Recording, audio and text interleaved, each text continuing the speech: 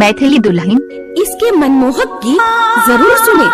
यदि अच्छा लगा तो चैनल सब्सक्राइब जरूर करें।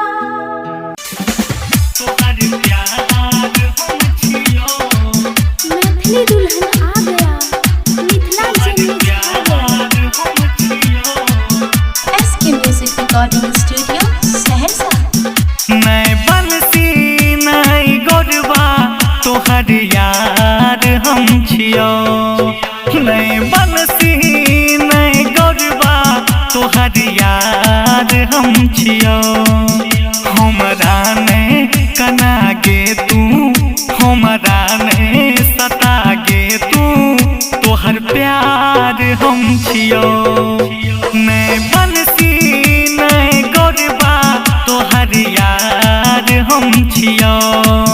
नहीं बंसी नहीं गोरबा तोहर प्यार हम छियो। तोहर प्यार हम छियो। तोहर प्यार हम छियो। SK music recording studio Saharsa. नहीं देखै छै तू हमरा गे कोन कसूर कैलियो। तोरा सा जीवन भर हम एक प्रेम कैलियो। नहीं देखै छै तू हमरा गे कोन कसूर कैलियो। जी जान सहे गई तोरा सनम हम प्रेम कैलियो।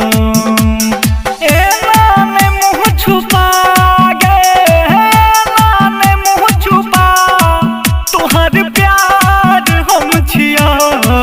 नहीं धरबेंदर नहीं अनिलवा तोहर यार हम छियो।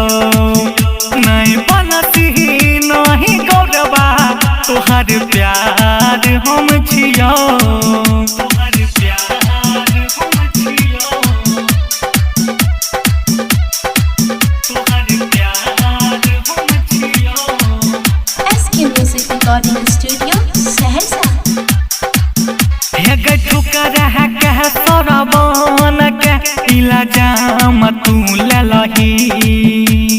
सालिम से गल से दिल लगा के बदनाम गे कैलही।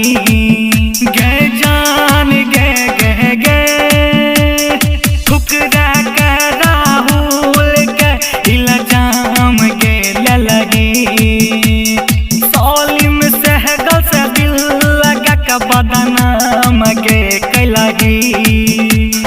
तोरा सा दिल लगलिया गे, तोरा सा दिल लगलिया कि गुनाह हमर छियो। नहीं बनसी नहीं गौरवा तोहर यार हम छियो। नहीं धरबेंदर नहीं अनिलवा तोहर प्यार हम छियो। हमारा नहीं कना गे तू, एना नहीं सता गे तू, तोहर प्यार हम छियो। नहीं बनसी नहीं गौरवा तोहर यार हम छियो। नहीं धरबेंदर नहीं अनिलवा तोहर यार हम छियो।